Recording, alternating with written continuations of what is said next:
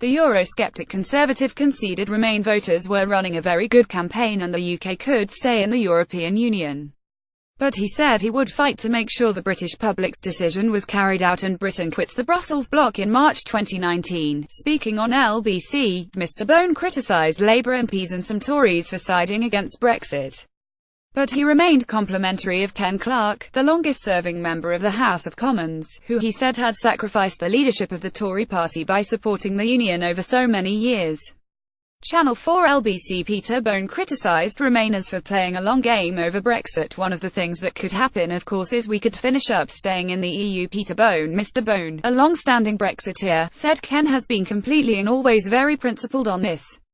It probably cost him the leadership of the Conservative Party in the past. He's always believed we should be in the European Union and he's doing the best he can, as are many Remainers, to keep us in. Actually they're running a very good campaign and one of the things that could happen, of course, is we could finish up staying in the EU. They're playing the long game, they're trying to kick everything down the road and hopefully they think if we keep this going and have another election, we might have a different government.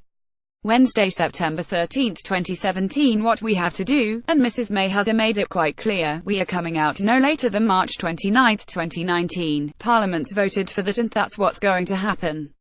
Whether there's a deal or not, we had a referendum and Parliament delegated to the British people this decision and that's why it needs to be implemented. Unfortunately there are many Labour MPs, of course not all of them, many Labour MPs and some Conservatives who don't accept that and are trying to undo the referendum. Theresa May has agreed with Michel Barnier and JeanClaude Juncker that Brexit efforts should accelerate following crunch talks in Brussels.